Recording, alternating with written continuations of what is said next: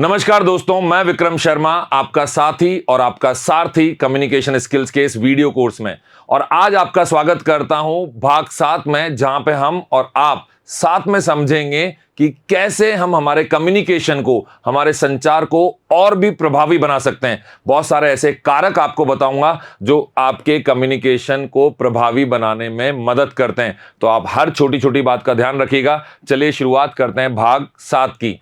जब मैं बात कर रहा हूं इफेक्टिव कम्युनिकेशन मतलब प्रभावी संचार की, तो सबसे पहले किसी भी संचार में सबसे ज्यादा जरूरी है क्लैरिटी।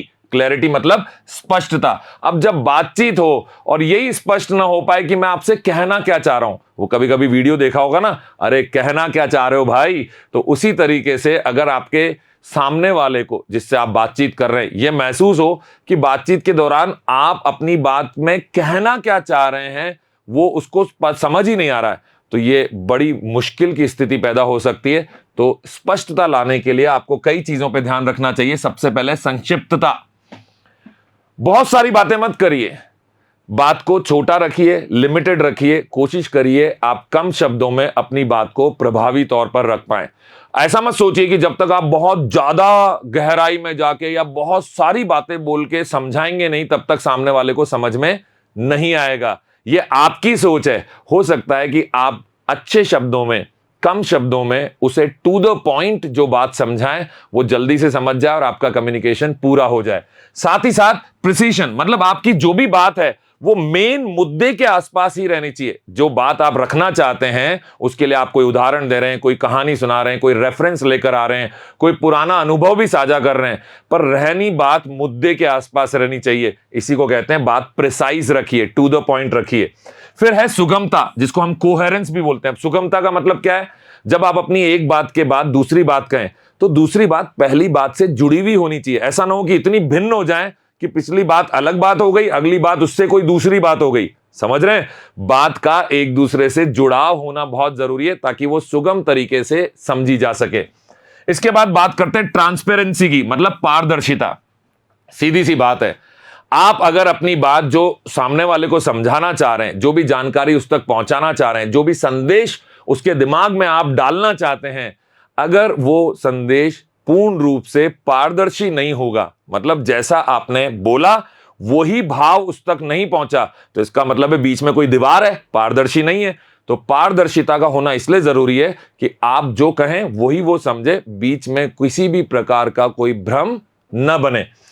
फिर है ऑर्गेनाइजेशन या संगठन। बात को संगठित तौर पे बोलिए, मतलब ऐसा ना हो कि वो बिखरी बिखरी बात लगे कि आपने कुछ कहा और उसका कोई कंक्लूजन निकल के नहीं आ रहा है, कोई निर्णयात्मक बात तो हुई नहीं, बात बस आधी अधूरी हुई। ठीक है, होता होगा आपके साथ कभी कभी कि किसी से बात करते हैं और लगता है कि बात तो हो गई, पर फाइनल डिसीजन क्या हुआ वो समझ में नहीं आया, अंतिम निर्णय हम नहीं ले पाए। तो आप अगर बात को संगठित रखेंगे, ऑर्गेनाइज रखेंगे, तभी आपकी बात इफेक्टिव होगी और हम बोलेंगे आप एक प्रभावी संचार कर पाए। और सबसे आखिरी में जो सबसे खास है, सरलीकरण। बात को इतना जटिल तरीके से मत करिए कि सामने वाले को समझने के लिए बहुत दिमाग लगाना पड़े। ऐसी स्थिति में थोड़े समय के बाद वो आपकी बात में इंटरेस्ट लेना ही छोड़ देगा, उसकी रुचि खत्म हो जाएगी।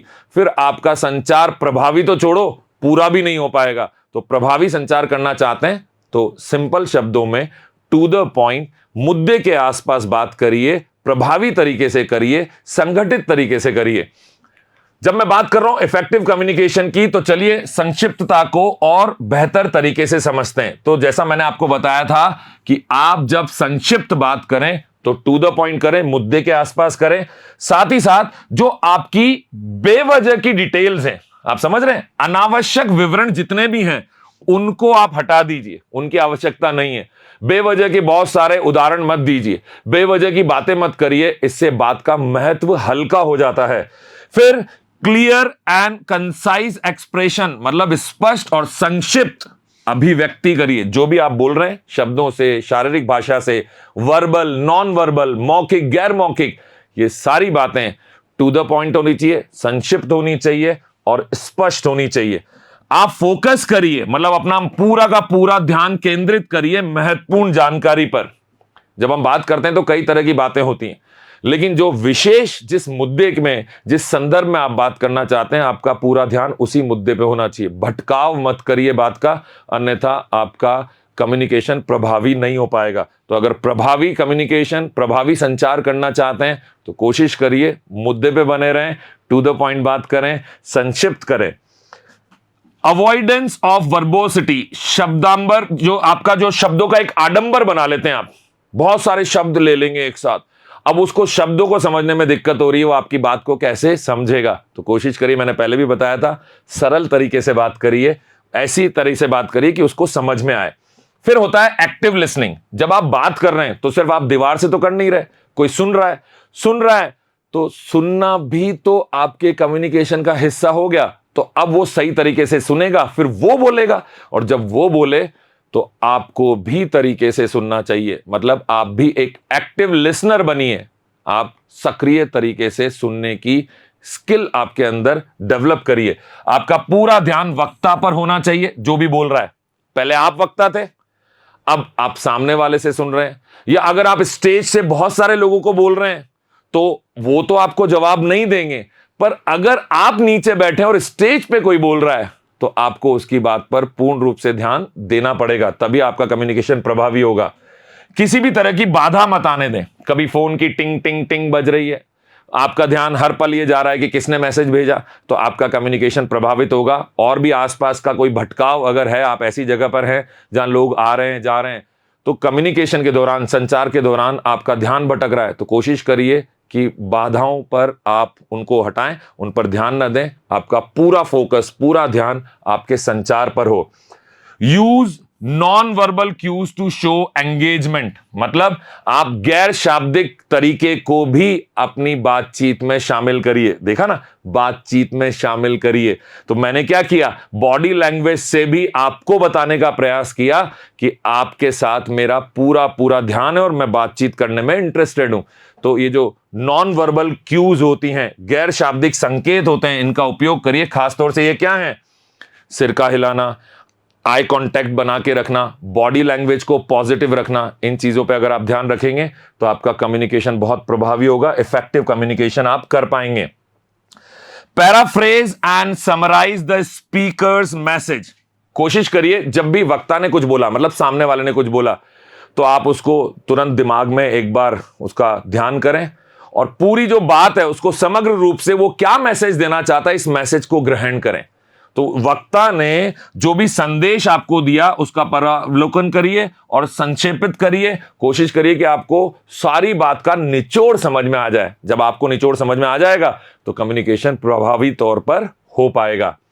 एक्टिव लिसनिंग में आपको हमेशा ध्यान रखना है कि जब भी आपको कोई सवाल पूछना हो, सामने वाले ने कोई बात कही, आपने एक जानकारी उससे हासिल की, उसके बाद अभी भी अगर आपके मन में कोई शंका है तो स्पष्टीकरण करने वाले सवाल जरूर पूछें। तो सवाल आप कब पूछ पाएंगे, जब आप एक्टिव लिसनर होंगे, और स्पष्टीकरण करने वाले जब सवाल पूछेंगे तो आपके मन में जो भी शंका है, जो भी डाउट्स हैं, वो दूर हो जाएंगे। ध्यान को भटकाने से, जो आपका ध्यान भटकता है इधर उधर, थोड़ी थोड़ी देर में कहते हैं कंसंट्रेशन शिफ्टिंग हो जाती है, हम एक ही चीज पे बहुत देर तक ध्यान नहीं लगा पाते। तो जब कभी भी आपका ध्यान इधर उधर भटके, उसको वापस पकड़ के लाइए और फोकस करिए पूर्ण रूप से वक्ता के ऊपर, जो भी आपसे बात कर रहा है, क्योंकि यहां आप अभी श्रोता हैं, हम बात कर रहे हैं एक्टिव लिसनिंग की। हर वक्त आप वक्ता नहीं हो सकते, और एक वक्ता वही अच्छा होता है जो अच्छा श्रोता भी होता है। प्रोवाइड फीडबैक, अब ये बहुत खास चीज है। जब भी आपने कोई बातचीत की, सामने वाले ने आपसे कुछ कहा, और या आप किसी स्पीकर को सुनने गए, एक सेमिनार में गए, और बाद में अगर आपको मौका मिले तो एक उचित प्रतिक्रिया आपको जरूर देनी चाहिए। यह प्रतिक्रिया आपके संबंध को मजबूत बनाती है और जो वक्ता है उसको अपनी बात को सुधारने का मौका मिलता है। तो अगर उसमें कोई कमी आपको दिखती है तो नकारात्मक प्रतिक्रिया को भी सकारात्मक तरीके से देना है। हमेशा याद रखिएगा, आपकी समझ का प्रदर्शन करने के लिए वक्ता को प्रतिक्रिया दें। इससे एक चीज और पता चलती है, जो भी वक्ता था उसको पता चलता है कि आपने उसको ध्यान से सुना। आप समझ गए मेरी बात को? अगर मैं आपकी बात को ध्यान से सुन रहा हूं, मान लीजिए आप वक्ता हैं, मैं ध्यान से सुन रहा हूं और फिर मैं आपसे सवाल पूछता हूं, तो सवाल पूछने से भी आपको पता चलेगा कि अच्छा, इन्होंने मेरी बात को ध्यान से सुना है, तभी ये सवाल इन्होंने मुझसे पूछा है। तो आप सही सवाल आप तभी पूछ पाएंगे जब आप एक अच्छे श्रोता की तरह से एक्टिव लिसनिंग का काम करेंगे। फीडबैक के बारे में चलिए और डिटेल में बात करते हैं, जिसको मैंने अभी अभी बताया, प्रतिक्रिया। तो जब कभी भी आपको फीडबैक देना हो तो क्यों देना है? क्योंकि घटना या जो भी संचार हुई, जो भी एक इंसिडेंस हुआ, जो जिसके बारे में आप बताना चाह रहे हैं, एक फीडबैक देना चाह रहे हैं, या एक कम्युनिकेशन हुआ, तो ये बताता है कि आपने उस कम्युनिकेशन में पार्टिसिपेट किया, आपने सहभागिता दिखाई। दूसरा, आप सारांश और विशिष्टता पे ध्यान दीजिए, मतलब अस्पष्ट टिप्पणियों से बचिए, बेवजह की बातें मत बताइए, टू द पॉइंट बताइए। जरूरी नहीं है वक्ता ने 1 घंटा बोला तो अब आप फीडबैक भी 1 घंटे तक देंगे या आधे घंटे तक देंगे। 2 मिनट में आपका सटीक फीडबैक आना चाहिए, सटीक प्रतिक्रिया आनी चाहिए, तभी माना जाएगा कि आपने ध्यान से सुना। फिर जो भी सुना उसके बारे में अपने दिमाग में सोचा और संक्षिप्त तरीके से एक उचित प्रतिक्रिया दी। जब आप प्रतिक्रिया देते हैं तो प्रतिक्रिया को निर्माणात्मक बनाइए, मतलब कंस्ट्रक्टिव होना चाहिए। क्यों कंस्ट्रक्टिव होनी चाहिए? आप किसी की कमी निकालने के लिए नहीं आए, और अगर किसी में कमी निकालते हैं तो यह आपकी नैतिक जिम्मेदारी बनती है कि आप उसका सही सॉल्यूशन भी उसको बताएं, सुधार भी बताएं। तो जब भी आप बताएं तो कंस्ट्रक्टिव फीडबैक दीजिए। कमी निकालना, बुराई करना, ये तो कोई भी कर सकता है, तो बड़ा आसान काम है। लेकिन अगर आप एक अच्छे कम्युनिकेटर बनना चाहते हैं तो जैसा मैंने पहले भी कहा, मैं दोहराता हूं, नकारात्मक प्रतिक्रिया, मतलब कमी बताने वाली प्रतिक्रिया भी दें, फीडबैक दें, तो भी उसको सकारात्मक तरीके से दीजिए, जिससे कि सामने वाला अपने अंदर सुधार कर पाए। समझ गए मेरी बात को? फीडबैक में एक संतुलन का होना बड़ा आवश्यक है। सकारात्मक प्रतिक्रिया मतलब आपने बहुत कुछ अच्छा अच्छा बोला, क्या कमाल की बात करते हैं आप, कितनी अच्छी नॉलेज आपने दी, वक्ता को आप ऐसा बोल रहे हैं प्रतिक्रिया देने के दौरान, तो सब कुछ आप बहुत सकारात्मक तरीके से बोल रहे हैं। कभी कभी ऐसा भी लगता है कि आप चापलूसी कर रहे हैं, ऐसा लग सकता है ना, क्योंकि आप सब कुछ अच्छा अच्छा अच्छा बोल रहे हैं। तो आपको एक बैलेंस बनाना है, एक संतुलन बनाना है। सकारात्मक प्रतिक्रिया भी दीजिए, नकारात्मक भी दीजिए, पर मैंने जैसा बोला, क्या बोला, नकारात्मक प्रतिक्रिया भी सकारात्मक तरीका से देनी है, उसका देने का तरीका पॉजिटिव होना चाहिए। वो संतुलन बनाना सीखिए। प्रतिक्रिया में एक शब्द आता है, इसको बोलते हैं रेलेवेंस, मतलब संदर्भ। भाई जिस बारे में वक्ता ने बोला है उसी बारे में प्रतिक्रिया देनी है, उसके बोलने के बारे में देनी है। यह नहीं कि यहां पे पानी अच्छा नहीं था, इस हॉल में जहां मैं बैठा था मुझे पानी की व्यवस्था नहीं मिली, मुझे एसी कम मिला, यह भी सही प्रतिक्रिया हो सकती है। पर जब आप 2 मिनट में उसके पूरे सेमिनार के बारे में कुछ बोलने वाले हैं तो वही बोलिए या वही प्रतिक्रिया दीजिए जो उसकी बातचीत से संबंधित हो। वो नहीं कि जब मैं यहां आ रहा था तो रास्ते की सड़क ही खराब थी, ये कोई प्रतिक्रिया थोड़ी हुई, ये तो संदर्भ ही नहीं है। तो बेवजह की प्रतिक्रिया मत दीजिए, रिलेवेंट प्रतिक्रिया देना आपका काम है अगर दे रहे हैं तो, अन्यथा चुप रहना ज्यादा बेहतर है। रेस्पेक्टफुल तरीके से दीजिए, आदरपूर्वक तरीके से दीजिए, सम्मानित तरीके से प्रतिक्रिया दीजिए। किसी को नीचा दिखाने के लिए प्रतिक्रिया नहीं देनी है। जब भी देनी है तो सम्मानपूर्ण तरीके से देनी है। उसने आपको ज्ञान देने की कोशिश की, भले ही वो आपको कमजोर वक्ता भी लगे, तो भी आपको जो बोलना है वो सही बोलना है और सम्मानपूर्वक तरीके से बोलना है। आगे मैं आपको बोलना चाहूंगा, प्रतिक्रिया जब भी दें तो वो एक्शनेबल हो, क्रियात्मक हो। ऐसा नहीं कि आप ऐसा सुधार बता दें जो पॉसिबल ही नहीं है, जिसको करना ही, आपने ऐसी बात बोल दी जो बिल्कुल परे है, उसको वो संभव ही नहीं दिख रहा। तो ऐसी प्रतिक्रिया दें जो एक्शनेबल है, जिसको करने का प्रयास सामने वाला करे, उसको किया जा सके। तो सुधार के लिए कार्यगत सुझाव प्रदान करें, जो हो सकते हैं वही सुझाव दीजिए। प्रोत्साहित करें, प्रतिक्रिया के साथ साथ प्रोत्साहन दें। क्या अच्छा सेशन दिया साहब आपने, बहुत मजा आया। पर अगर आप थोड़ा सा यह भी बता देते कि मैं अपने बच्चों को और बेहतर तरीके से कैसे पालूं तो मुझे बड़ी मदद मिलती। अब है ना ये प्रतिक्रिया। मान लीजिए पेरेंटिंग का वर्कशॉप था जहां पे ये सिखाया जा रहा था कि अपने बच्चों को और ज्यादा अच्छी परवरिश कैसे दें, तो ऐसी स्थिति में मैं प्रतिक्रिया दे सकता हूं कि साहब अगर आप ये बता देते, वक्ता को कह रहा हूं कि अगर आप ये मुझे बता देते कि मेरा बच्चा मोबाइल ज्यादा यूज करता है, इसको मैं कैसे सुधारूं, तो और मजा आ जाता। तो आपने सकारात्मक प्रतिक्रिया दी, कमी भी बता दी कि आप मोबाइल के बारे में बात करना भूल गए, लेकिन प्रतिक्रिया आपने सटीक दी और इसको सुधारा जा सकता है, क्योंकि अगली बार वो अपनी स्पीच में, अपने भाषण में, अपने सेमिनार में इस बात को समाहित कर लेंगे, इंक्लूड कर लेंगे। फिर जब कभी भी आप किसी से बात कर रहे हैं तो आपका संवेदनशील होना, समानुभूति की भावना आपके अंदर हो, यह अति आवश्यक है। जब 2 लोगों में कम्युनिकेशन हो और एक इंसान अपने आप को सर्वश्रेष्ठ या बेहतर मान ले, तो वो कम्युनिकेशन पहले से ही पक्षपाती हो जाएगा, वो एक तरफ झुका हुआ हो जाएगा। फिर मैं नहीं कहूंगा कि वो एक इफेक्टिव, एक प्रभावी संचार है। तो जब भी आप किसी से बात करें तो मान के चलिए जितने अच्छे आप हैं उतना ही अच्छा सामने वाला भी है। अगर उसमें कमी दिखती है तो मान के चलिए कि आप में भी कोई ना कोई कमी है। तो जब कभी भी दूसरों के दृष्टिकोण को समझने की बात आए, दूसरों की भावनाओं को समझने की बात आए, आप अपनी भावनाओं को समझते हैं, उनका सम्मान करते हैं, उसकी भावना का सम्मान भी करिए। आप अपने अनुभवों को अच्छा मानते हैं या अपने अनुभवों को आप ऐसा मानते हैं कि इसकी वजह से आप जीवन में आगे बढ़ पाए, तो मान के चलिए कि सामने वाले के पास भी उसके अपने खुद के अनुभव हैं जिसकी वजह से वो जीवन में आगे बढ़ पाया। और जब ये आप ऐसा बैलेंस, इम्बैलेंस नहीं होना चाहिए, संतुलन होना चाहिए, समानुभूति का भाव आप रखेंगे तभी आप प्रभावी संचार कर पाएंगे। संवेदनशीलता, जिसको अंग्रेजी में हम एम्पैथी भी बोलते हैं, समानुभूति भी कह सकते हैं, दूसरे की भावनाओं और उसकी आवश्यकताओं को पूरी तरह से समझना आपकी नैतिक जिम्मेदारी है, जिसके साथ भी आप कम्युनिकेट कर रहे हैं। संवेदनशीलता में आपको दूसरे के दृष्टिकोण को अपनाना भी आना चाहिए। हो सकता है आपसे अलग दृष्टिकोण हो, पर आपसे बेहतर दृष्टिकोण भी हो सकता है। इस बात को नकारिए मत, हर बार आप सर्वश्रेष्ठ नहीं है। तो दूसरों के जूते पहने, ऐसा कहते हैं ना कि जब आप दूसरे के जूते में पैर रखेंगे तभी आपको पता चलेगा कि उसको कहां दर्द हो रहा है, उसको कैसा एहसास हो रहा है। तो कोशिश करिए कि ये परिस्थिति में, उस परिस्थिति में जाकर सोचें जिस परिस्थिति में सामने वाला है, कि वो अगर मुझसे अलग दृष्टिकोण रखता है तो क्यों रखता है, ऐसी क्या बात है। तो फिर उसकी परिस्थिति में खुद को इमेजिन करिए, ऐसा सोचिए कि अगर आप उसकी परिस्थिति में होते तो आप क्या सोचते, कैसे सोचते। तो शायद आप दूसरे को बेहतर तरीके से समझ पाएंगे, समानुभूति का भाव आपके अंदर आएगा। वैलिडेशन मतलब मान्यता। आप हमेशा अपनी बात को मान्यता दें, उसी को सही माने, ये गलत है। दूसरे की बात को अगर आप मान्यता नहीं देंगे तो वो आपसे जुड़ाव महसूस नहीं करेगा। और देखिए, जब बातचीत होती है तो कभी कभी सामने वाले की बात हमें बहुत मजेदार लगती है, उस समय उसको बताइए कि मुझे आपकी ये बात बहुत अच्छी लगी। इससे आपका संचार प्रभावी होता है, आप बेहतर कम्युनिकेटर बनते हैं। फिर आता है कंपैशन। कंपैशन का मतलब है करुणा, एक दूसरे की भलाई दिखाइए। आपकी बातचीत में पता चलना चाहिए कि आप सामने वाले की अच्छे के लिए सोच रहे हैं।